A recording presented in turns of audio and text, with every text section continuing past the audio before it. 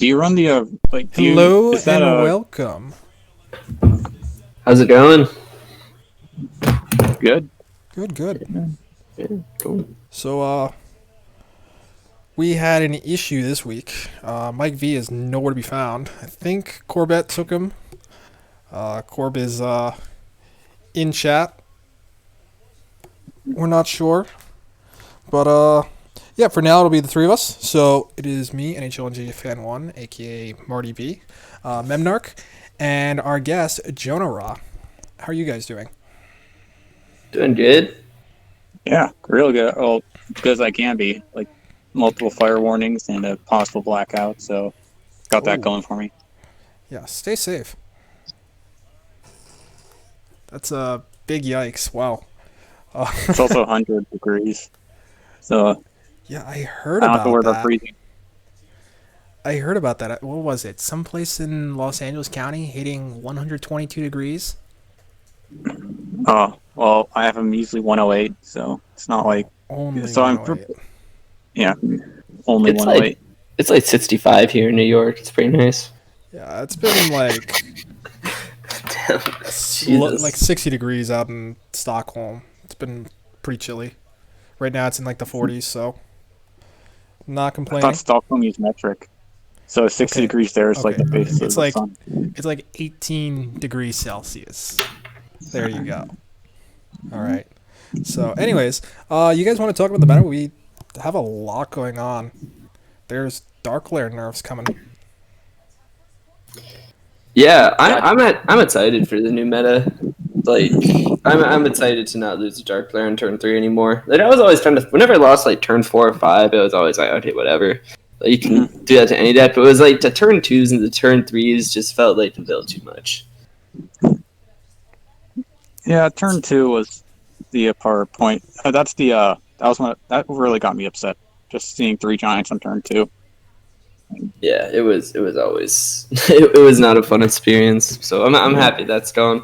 And I think like the meta is I think I'm optimistic that it's gonna be healthier than it was before the expansion, just because I think there's more aggro tools to deal with Quest Mage. I think people are starting to figure out things against Priest. You know, there's like Bomb Warrior, which is pretty good against Priest and has been relatively okay into Mage. Kingsbane, yeah, which is also decent into Priest. I think it should be an interesting meta. I don't think it's by any means just to go back to exactly what it was before. Yeah, I think so. And this is going to have a big impact on what people are going to be bringing this week as well. Wouldn't you say? Yes. Oh yeah, for sure. Yeah, it's like a week. It's like a day one tournament kind of, or like a week one meta. Because people only have a few days to bring new stuff. So I'm desperate to see a lot of Quest Mage. Yeah, Quest Mage is a Back on safe that. guess. Yeah. I think, correct me if I'm wrong, but deck submissions are Thursday? Yes. It got moved? Yes, deck submissions Alright. will be Thursday. So, yeah, that extra day is going to help a lot for people who have to play. Mm-hmm. Yeah. So the actual patch drops tomorrow, right? Yes. It's implied. Yeah. 10 a.m. Pacific time, as always. So, expect it then. Now, Cool. as far as last week, though, you would expect that with Warlock being so dominant, there wouldn't be too much deviation from lineups, but we see a whopping 38 different archetypes overall. How do you guys feel about that? I think it's pretty cool. I mean, I think that's kind of what's nice about Wild. There's always a lot of archetypes. People can bring some old things out of the woodwork, and there's always just interesting stuff. There's tons of stuff. You can tailor make your lineup. You're not like if you know what your opponent's bringing, you can just hard counter like their favorite deck, and you got so many options to do. So it's like it's you really have to change it up each week, I think. Absolutely. I'm with you on that. Because especially since we've seen, with last week, the most popular lineup of Priest, Rogue, Warlock, and Warrior was actually a trap. It had a 28.5% win rate. Not Yeah, good that's at pretty all. crazy. Yeah. I mean, I think that just says something about. I mean, that's not always how these like conquest metas go and how they develop. Is you have like the good debts lineup. There's always like the good debts lineup. Then there's like the counter to the good debts lineup, and then there's like the counter to the counter, and it usually forms like a little rock paper scissors things like that. And so usually people start with the good debts lineup, and I think what we're seeing here now is that the good debts lineup just has a lot of trouble into the counter lineup because of how polarizing some of those matchups can be. So people are just going for the countering the strong stuff. It's actually working out pretty well. I think that's what we're seeing. Yeah, I agree with you there. Especially since we see like Warlock is the de facto ban so often. 27 bans last week alone. The next closest was Priest, but that was only at 13. I mean, there's 60 bans total, right? Yeah, so just under half for Warlock alone. And they're all Dark Lair, if I remember correctly. Yes.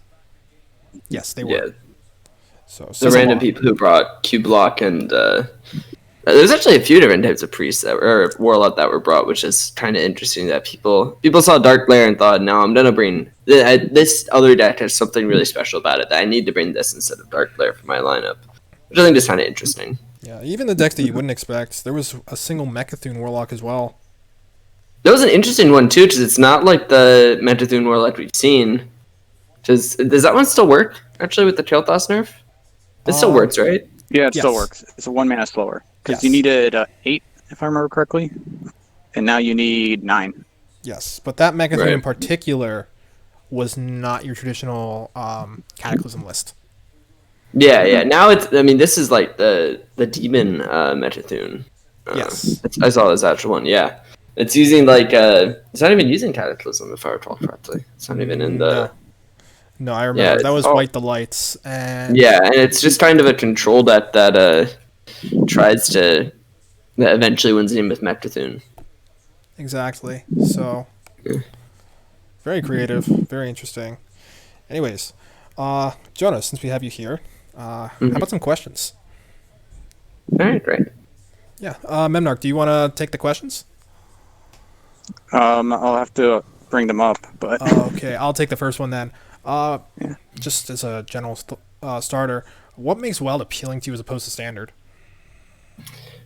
I think in general, I kind of have like a bit of like Stockholm syndrome of Wild. I just kind of started playing because of I liked Miracle Road a lot, and I just wanted to play that deck. I couldn't play it in Standard anymore because they just nerfed all the cards, and Tomb Pillager got rotated. I used to love Tomb Pillager. Tomb Pillager was like my favorite card for a long time. But anyway, so I wanted to play because of that, and then I just kind of got like inundated with the community here, and now I just play it. And I don't really know why I play it now instead of Standard. I guess it's the people here, but yeah, it is the people. That's the answer. Yes, the people. The people. I love all the toxic Wild players. They're fun. Yeah, we're the best. Mm-hmm. Yep. remember I mentioned that we need to step up our toxicity last week. That's right. That's right. Mm-hmm. Yeah, we're not toxic Get enough. some EU players. Let's see. Well, I was going to ask what your favorite deck and format was, but it seems like you kind of answered the last one. Well, kinda. I mean, I don't even know if it's my all-time favorite anymore. That was a while ago. I don't know. That was like kind of like the first deck I got in the game. Like the first time I built like an actual, somewhat competitive deck, and I just played it constantly for a while until I actually. I don't know. I was still pretty new to the game then. I just saw Miracle Road and I was like, "Oh my god, this is so cool! I get to draw so many cards." And it wasn't even particularly good then. It was like a low tier 3 deck or something in Standard, but I don't know. I liked it for some reason. Does it look cool, I guess? But I think my favorite deck of all time would probably be something different. Probably either like Quest Road or Malygos Druid. Malygos Druid or Combo Priest. Actually, which variant of Malygos Druid? Like there's the standard one. There's Okay. like 4 of those. Not the wild one. I never like the wild one right now. So you like the weapon deck. build? I like the weapon build from back in the day in Standard. That was like one of my favorite. Just I just played that in High Legend a lot. I just abused that deck and got to playoffs. It was great. Sounds like it. Mm-hmm. All right. Let's try another one. What's in your opinion the best designed card. The best designed card? Yes. All Or you can just say one of the best designed in your opinion. right, I think the best designed card that I've ever seen in Hearthstone is Stoltengeist. I just like whenever Stoltengeist is played against me on turn 6, I'm always just so happy. And I just think about how what a well designed fits this was to like the druid problems.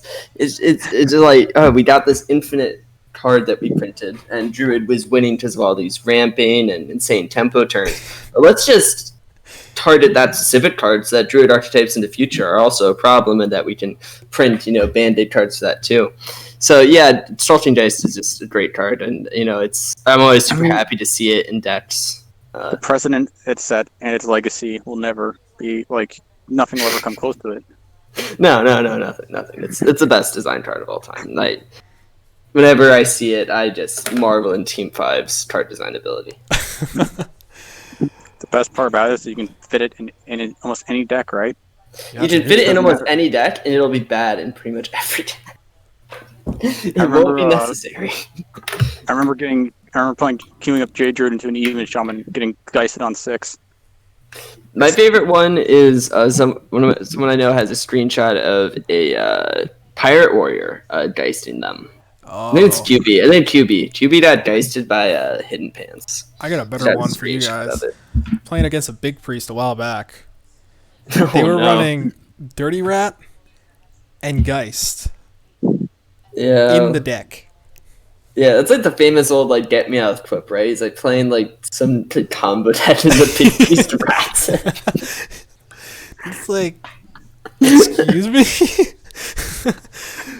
So yeah, great design, Blizzard. Well done. Yeah, if that's your if that's your best design card, what's your worst? What's the worst one? Oh, God, I have to do a. I mean, realistically, Stoltengeist is like one of the worst ones. The actual best design card. I think still Ziliats. I like Ziliats a lot. Oh yeah, Ziliats is just good. it just feels elegant to play. It does, yeah. I like Ziliats. Probably Ziliats. You think so? Yeah, I mean, it's just like it's good defensive card. It can be used offensively too. It's got good, like, interesting combos with it. You got to think about when you want to use it. You can do interesting things like the Ziliat's no attacks sometimes. I like that one. All right.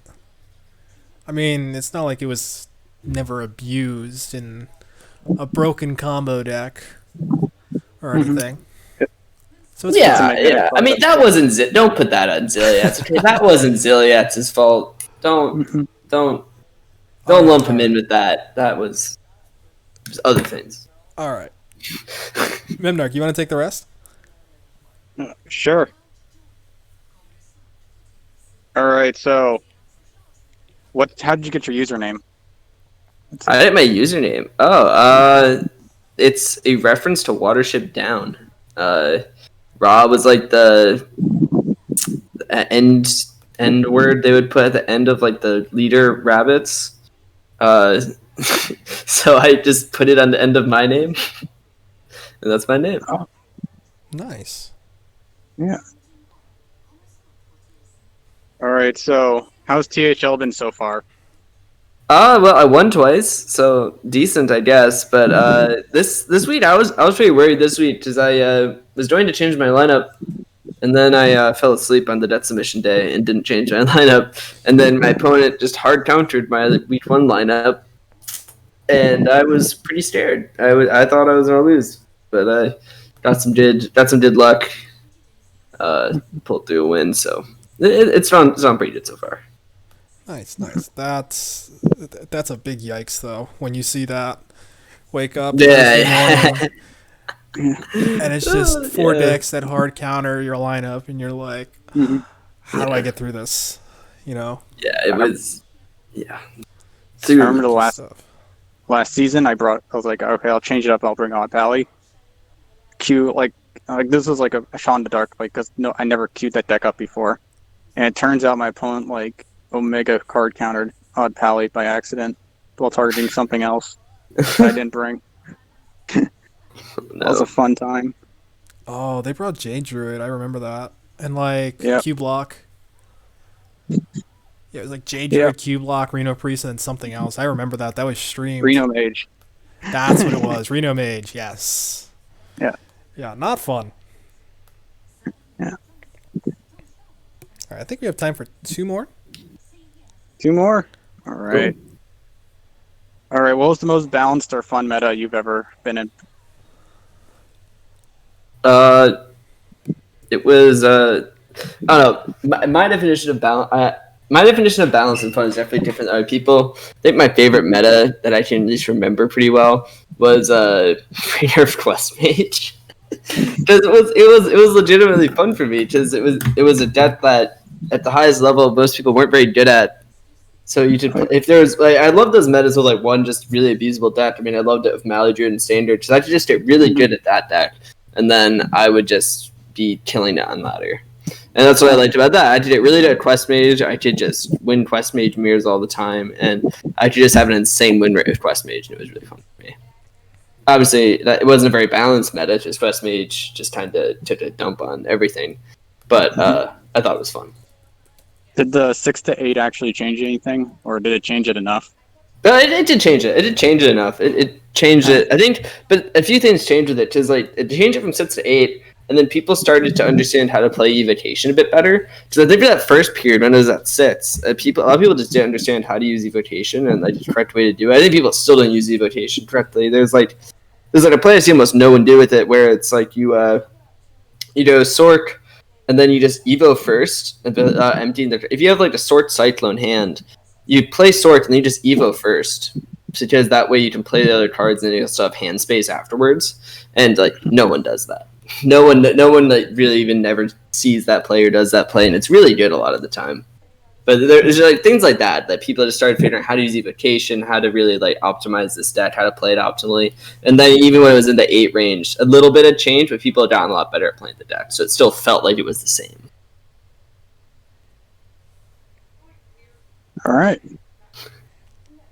All right, you wanna? All right. So, last question is, what are your goals for Hearthstone? Or did you? Or I know you went to playoffs. Do you want to try that again with Masters Tour? No. It was a lot of work, and I was doing school at the time, and I couldn't really do school and that at the same time. It just takes, you have to play Hearthstone for 6 hours a day. And they're not really doing that anymore anyway. They're not really doing like the whole, like they're doing like the Grandmaster stuff, which is just, it's kind of a crapshoot to get into that. But if they're doing playoffs and stuff, it's just too much time. You need to play Hearthstone 6 hours a day to be good. Yeah, it reminded me of the StarCraft ladder. Oh man, that was a grind. Yeah, it's a ton of work. At this point, and you can still play 6 hours a day and still just get fucked over by RNG and not make it. yeah, the truth is, if you want to climb on ladder, like just getting a top finish, it has nothing to do with skill. It's literally who grinds the most at the top. Well, it is something to do with skill. Like you still have to be really good to get a good finish, but a lot of it is grinding. Yes. Yeah. Yeah, for standard, very much so. It's just the grind now. Because you can only get in if you're top 16. Yep. Or whoever in the top, like it goes past the top 16 for whoever's already qualified within the top 16. But it's not like those top 16 players are the only capable people of getting into Masters Tour. Anyone within like the top 60 or so. Yeah, that's how it was on like every server. There's like a group of like, there's probably a group about twice the size of the Grandmaster pool that are all people good enough to be in Grandmaster. Yep. About twice the size. And they can all like get there, but obviously all of them aren't in Grandmaster, unfortunately. Yeah, definitely. So I think that wraps up our interview segment. How about we move into matches and just review the matches? Cool. All right, let's start with the Green Conference. I can take that one since we're all actually in the Green Conference. Originally, Mike V was going to take this, but he's not here because somebody decided to lock him up. So, Corb got super salty. He lost to him. All right. Yeah, it's all Corbett. Decided to take matters into his own hands. Anyways, first up, we have Seas of Cheese versus... Oh, my bad. Seas of Cheese versus Wild THL Fanatics. So, Seas playing the disappointer here. Okay, they're 16-9. Well done by them. Slad taking over Draco Cat. I don't think we had Slad picked over Draco Cat for the most part. Scritch also taking it over Brian O'Brien. I'm pretty sure I picked Slad just because he beat me the previous week. Ah, that's what it was then. Yeah. So, Slad wasn't exactly the complete underdog. But Brian O'Brien losing to Scritch, kind of a surprise there. But Scritch is off to a good start as well. Sage taking over Mike Lowe. I wouldn't say this is too surprising since Mike Lowe has been having some other things going on in life that has gotten in the way. So I wouldn't write off Mike Lowe just for this one loss just yet, especially against Sage, who went 6-1 last season. Then we had Lemur taking it 3-1 over Electric Sheep City. That was actually casted on Sunday, if anyone wants to see the replays. Well played by both. Lemur just squeaking ahead and getting 2 wins against Sheep's Bomb Warrior. Very interesting series. And then Darkseid getting swept by Dr. Bombed. The only win there. I think we all voted for Bombed to take the win, but none of us expected a full sweep like that. So, nothing to note. Darkseid is out of Wild now. So, Dr. Bomb practically kicked him off. Just banished him to the Shadow Realm. Ooh. So he's out. And they will have a replacement that we'll talk about later.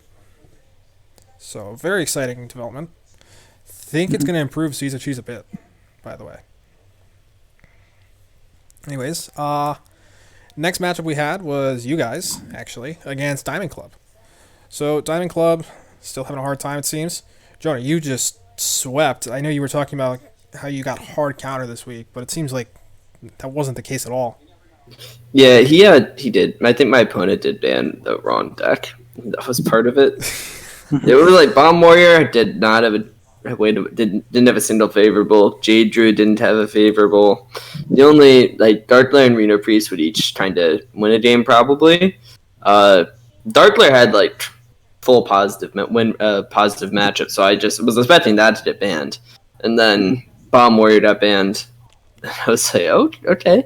And then just 2'd Warlock, won with that. Then just 2'd Druid and won with that, I think.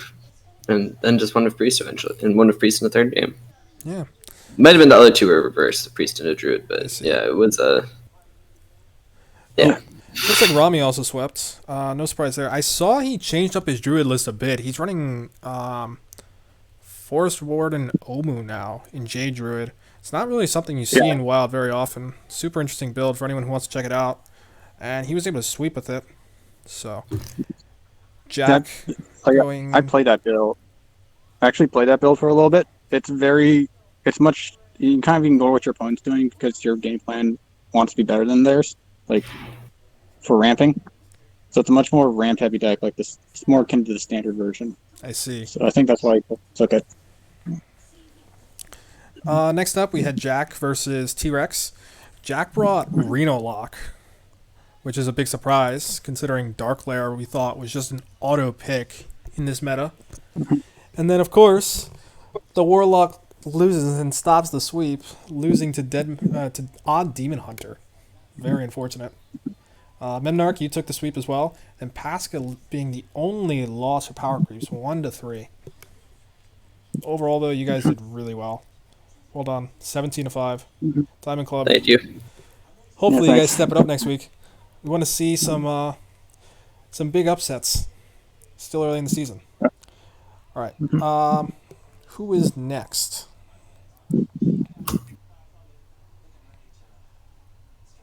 It's either brown or blue, right? I'll leave it up to you two. Jonah, all right, let's do brown. All right, Jonah. Brown. All you. Brown Conference. I'm just realizing that I forgot that I was doing brown, and I prepared for blue. But I can go over to brown right now. Hold on one second. I had the wrong one open. Yes, I do have it up as well. First up, we have Hattleship 2, BBC versus Anoyo team. Yeah. Alright, yeah, so we had Duin versus Ridiculous Hat with Ridiculous Hat edging out the win against Duin. And I believe Duin was just on like the full control stuff. Yeah, he brought the Hadronauts Druid, which was an interesting deck. I think he's been playing that a lot on stream, but it seems like it came up short with this round.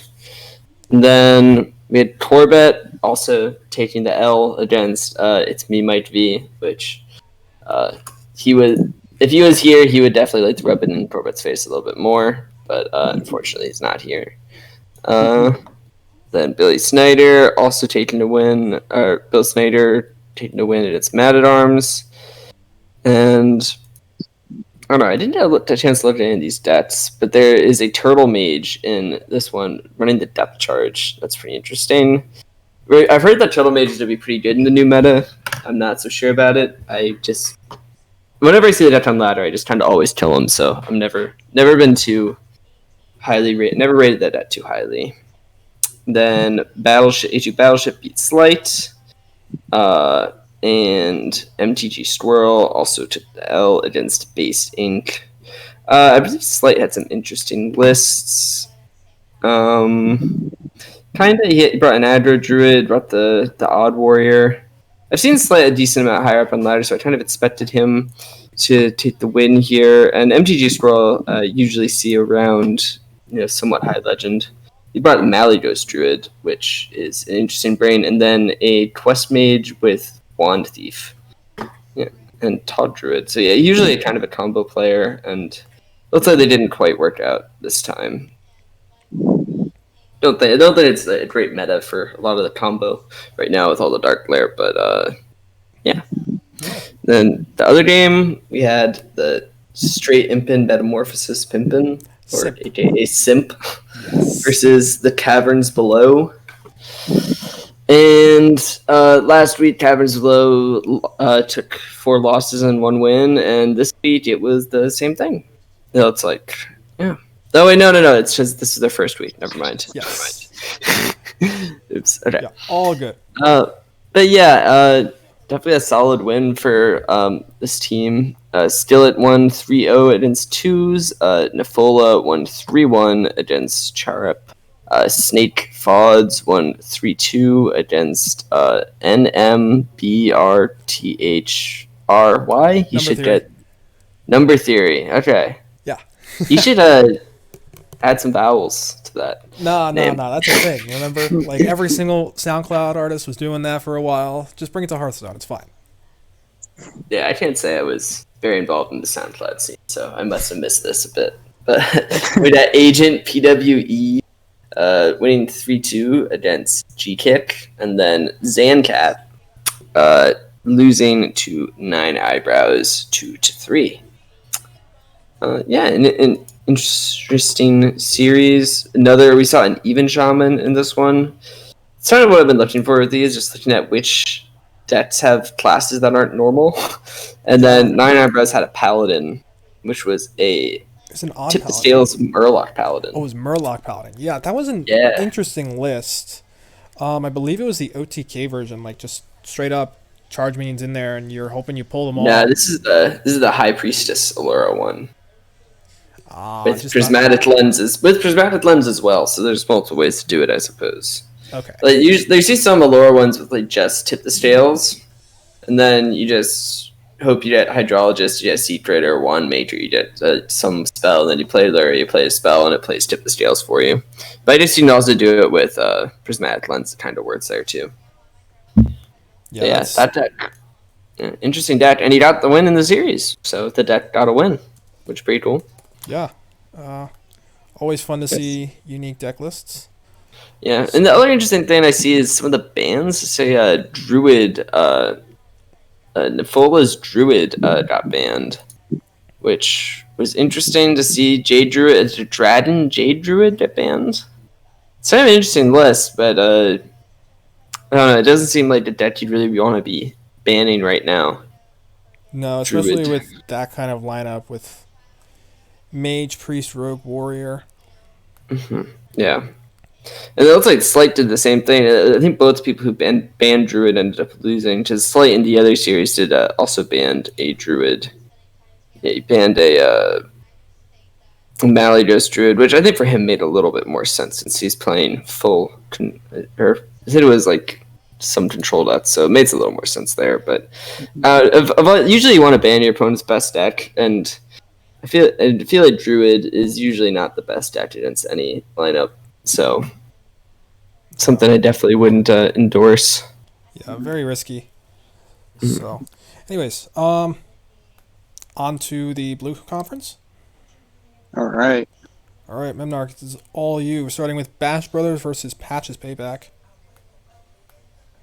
All right. So looks like Bash Brothers won this 14-9.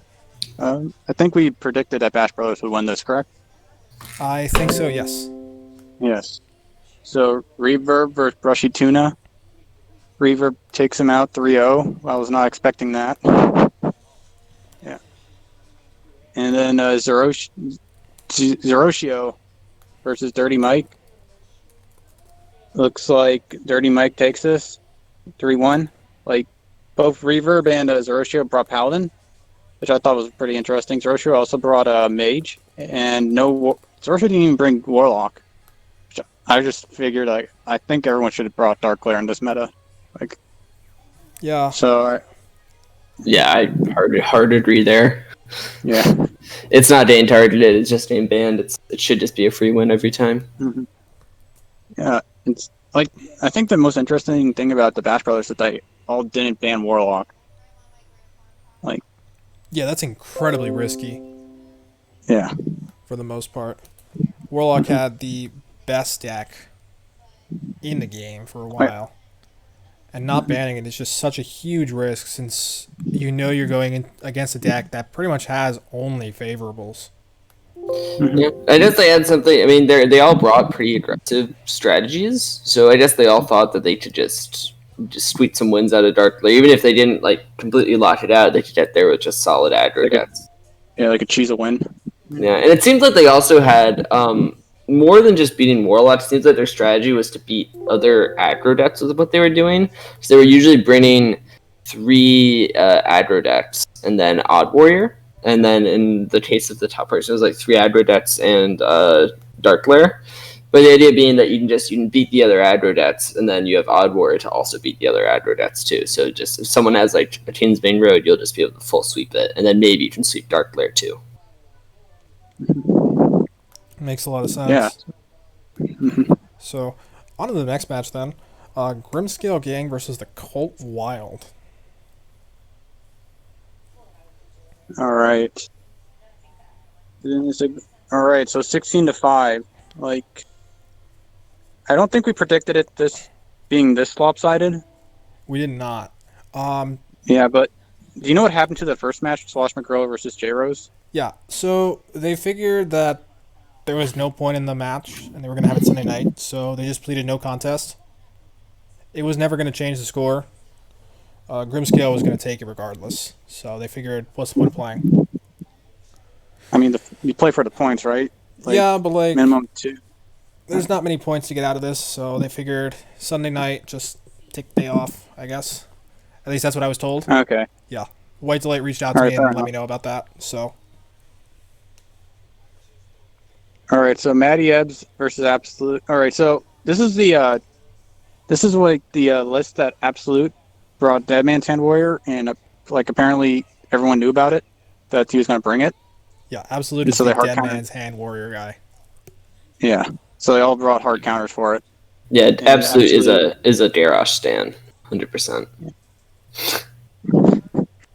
That's a great way of putting it. So, yeah. Like, because of that, like, that's why this conference looks a bit like, that's why there's a bunch of non-standard lineups. Like, most of the time you do not bring either of these lineups. But, like, the counters versus the, how do I explain this? Like, normally Dead Man's Hand Warrior isn't a bring, so you don't really plan for it. But when you know your opponent's bringing it, that means you can plan for it, and that's where all the deck lists come from. Because they didn't really bring standard lists at all. No, they were all techs Yeah. to be both rat proof and to get through a ton of armor. It didn't matter how long it took; they would eventually get there in the first place. So Yeah.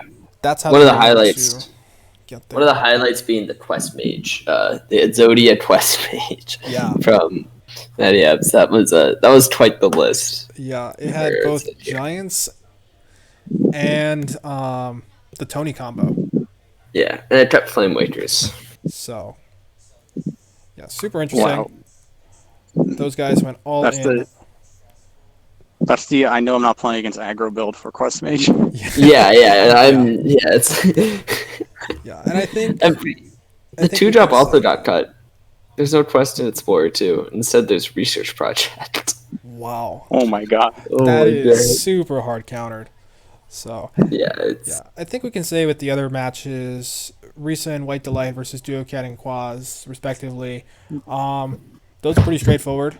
Risa and White Delight seem to have just been able to outplay their opponents. There was no real counter there. You guys agree? Yeah. Yeah. So, I'd say that sums up this matchup last week. So that's all of them, and you guys want to move on to the power rankings then? Yeah, sure. All right. So this week, Wildin Out crew just decided to take an aggregated list, and this is what we came up with. And then Jonah also had his own list as the guest. So, Jonah, do you want to walk through how you came up with this list? Yeah. So the first thing I was going to do is I was just gonna put my team at the top and then just put everyone else at like the same level at the bottom, just to I don't know flex, but it felt a little too arrogant. So I still put Power Trees at the top. Yeah, I still put Power Trees at the. I feel like we still have one of the strongest teams. And then other than that, I just kind of went through based on the like seeing who was how people were ranked in the rankings or how people were ranked in the table, how many points people were getting, like, how they were doing with their strategies. I was pretty impressed with Simp and Bash Brothers. Like I thought Bash Brothers' strategy was pretty good. What they did with the target. Is that the one that targeted Absolute? Yeah. Yeah. I really like that. That's why I put them in second because I just saw that. I was like, okay, they're paying attention.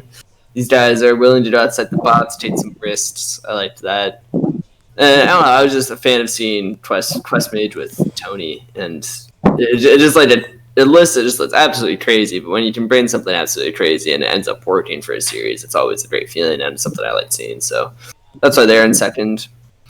And then other than that, I just trying to went back and forth between them. There wasn't a purely scientific thing because I don't know the team super well, but you got me all the way down at number 7. We had a bye week last week. What were we gonna do? Yeah. I mean, it's like it's in the middle, so I didn't want to take you've only had 1 week. I'm not really sure where your team stands exactly, so just put it in the middle. It can go up, it can go down. I haven't proved yourself quite yet. I feel for me at least. I'm disappointed, but yeah, this is quite the list. Gotta say, Simp definitely deserves to be high. I'd say, as well as Haddleship. Yeah, Seas of Cheese have really been proving themselves a lot more than we expected. And they have a new addition that's very interesting, so we'll have to see that. And, yeah, this is... I'm curious to know how you decided to put the cult so high relative to us, since they're 0-2 right now. That might have been a user error. Yeah, I think I meant to put them...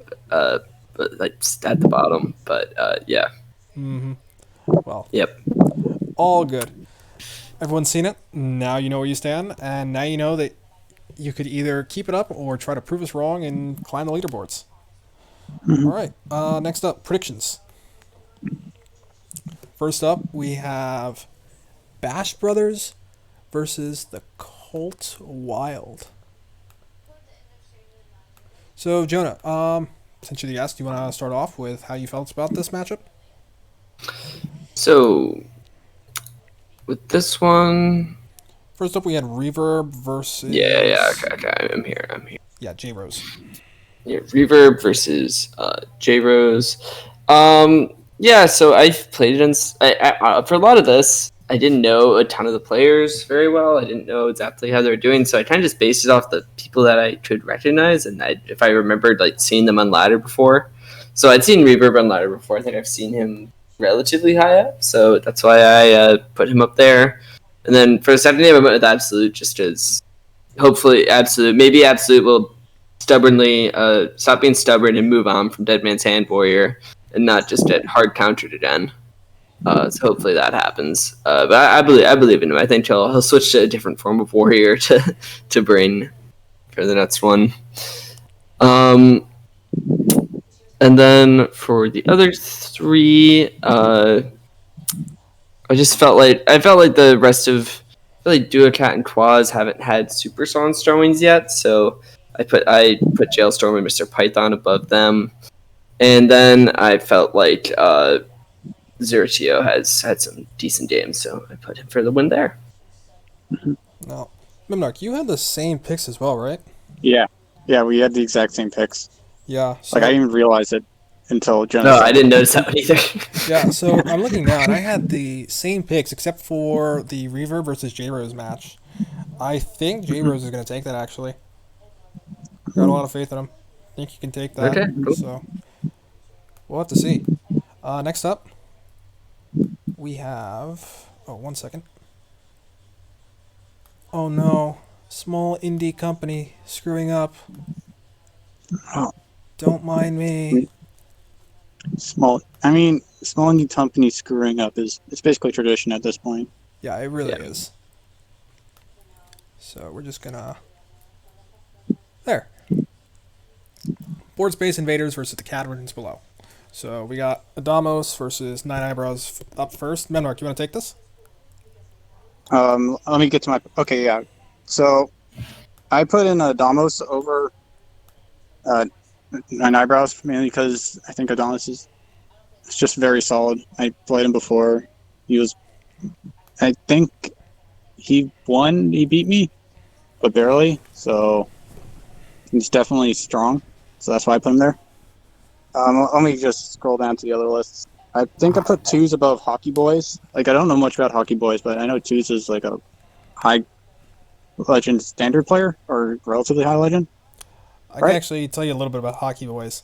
Hockey Boys was famous for getting into HCT a few years ago. And then the Madman brought an all-Mechathune lineup. Yeah, he was in the same one as me. Yeah. He was in the same playoffs I was in. And yeah, he brought a crazy lineup. Yeah, that's what he's been for. I think he did better. No, he might have been like an 04 drop or 03 drop. I don't remember. He beat somebody if he wasn't supposed to. Yeah, maybe, I don't know. I don't remember what his right. He might have been a better than me. Yeah. So he definitely knows his way around the circuit. Yeah. That's why I picked him. I picked a full sweep for this week based on his team. I was like, Hockey Boys, just to make them all bring Mechathune, and they're just in a full sweep with Mechathune. Oh, man. Oh, you can bring the Priest Mechathune now, since they unearthed Reckless Experimenter. Yeah. Yeah. Oh, man, the dream's alive. You can do it now. Alright, anyways. I put Martian Boo over... What was it? Charip? Yeah. Sure. I think Martian Boo is a streamer, and I think I remember him being really high in standard, or was that? He was up high in wild. Yeah, he's been jamming. Yeah, he's been good. Yeah. He's been jamming lots of dark layer. Yeah, he's also one of the most wholesome guys in wild right now. Oh yeah. I mean, that's not saying much. Like, he might as well not talk, and he'd be the most wholesome person ever in wild. Yeah, but he's like, oh, you guys, if you're in the stream and I queue into you, I just trust you. Like, I'm sure you won't snipe me.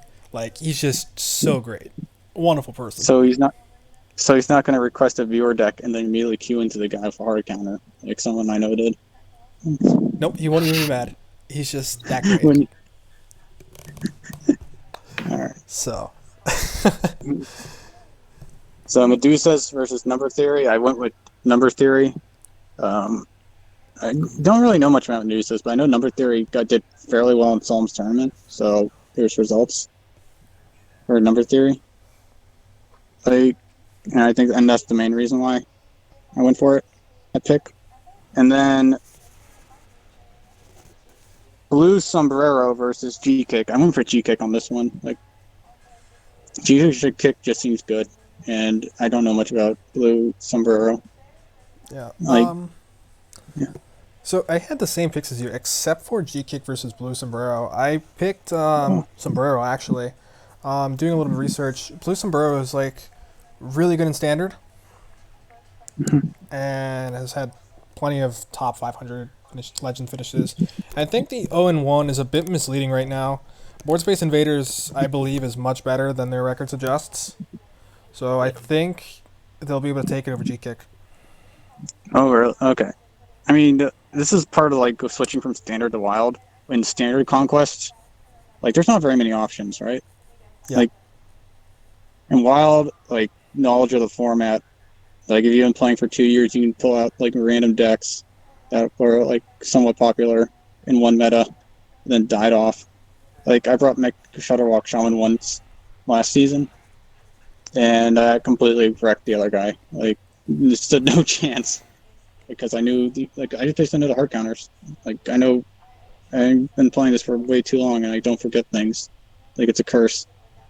Yeah, like the wild like conquest archetype meta is like chess, and like the standard conquest archetype meta is like tic-tac-toe or checkers.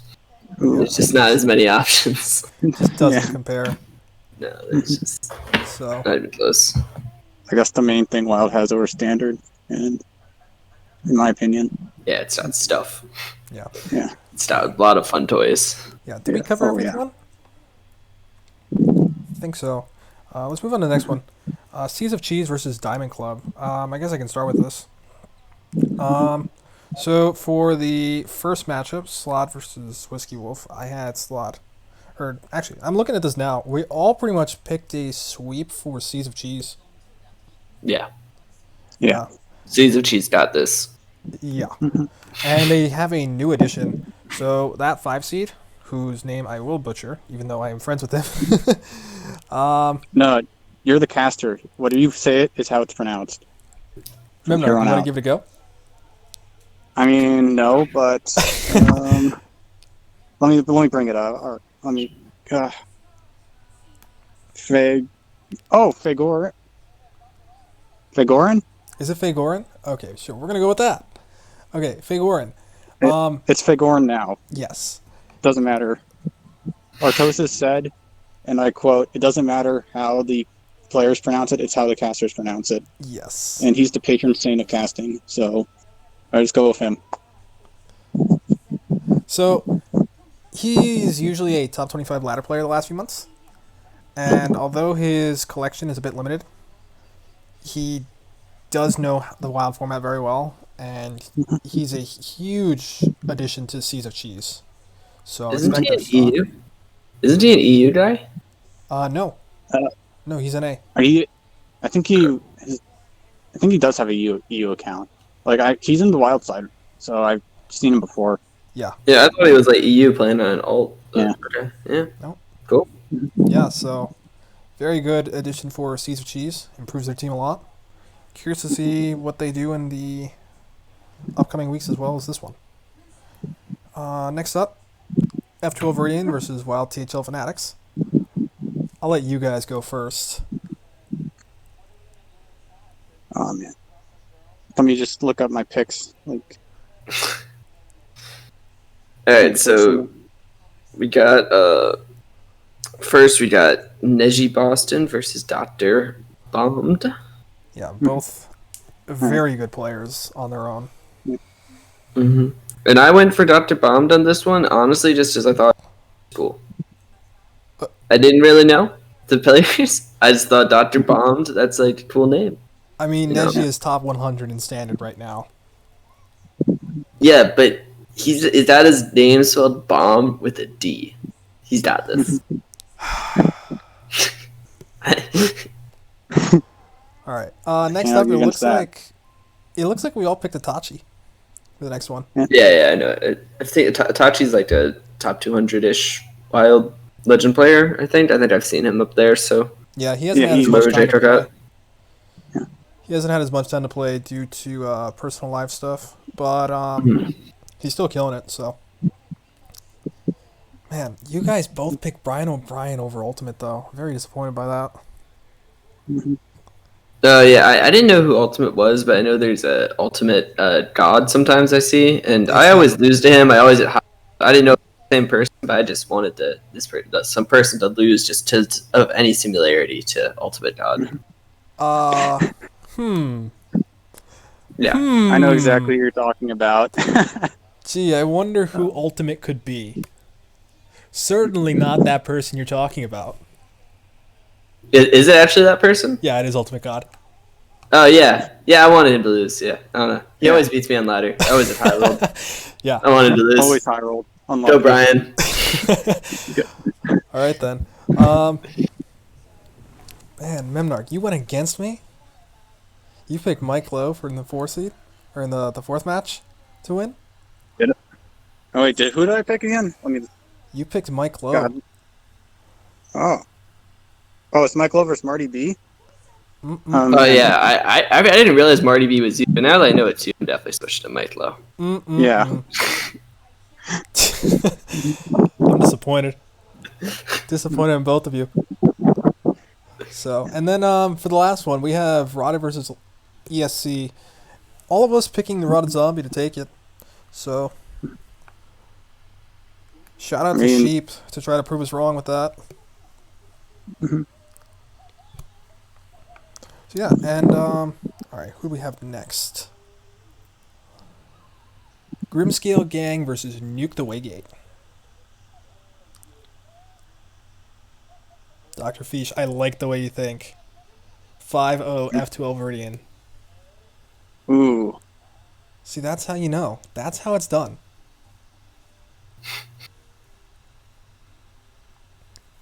Alright, so we got Matty Ebbs versus Rice Bowl. What do you guys say? I said Matty Ebbs won. Or Matty Ebbs wins. Yeah, I did have it as the other one because I thought Matty Ebbs was just pretty meme debts at first until I understood the nuance of his strategy with Giants and Antonitis and Swords and Simulacrum, Quest Mage. And now I understand that, so now I switched my pick, and I'm full on for Team Matty Ebbs here. Yeah, He's it's got the this. 5-head Galaxy Brain strategy. Yeah, I'm expecting more 5-head stuff from Matty Ebbs here. Absolutely. Next up, we all picked Yo Daddy. So, should be straightforward. Riza versus Black Swan. Both of you picked Black Swan. I remember he was Shadow Ranger, right? Yes. Black Swan. Yeah, so that's. I remember playing against Shadow Ranger in Jets tournament series a long time ago, and he won it once. Then I knocked him out of the playoffs in another season. So he's definitely like. I know he's like good, so that's the main reason I picked him. Like just been playing against him a lot. I actually pick my competitors really. Yeah. Yeah, I think I saw him on ladder, or saw them on ladder, so I picked them for that reason. Names seem familiar. And then for the last two matchups, we all picked White Delight and Silver T Fox even. So Tomato and Swashbuckler both have a lot to prove this week. Yeah. I mean, remember what you said? You said that White Delight's the best player in that conference, probably. So I mean, you can't pick it. Right.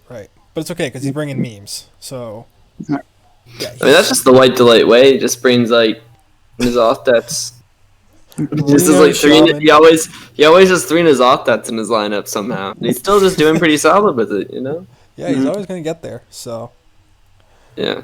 All right. Next up, Simp versus an oil team. First up, we had Skittles versus It's Me, Mike V. And I'm just going to say Skittles just because Mike V isn't here. You guys really gave it to Mike V, though. Mm-hmm. You're supposed to give him I a hard mean- time.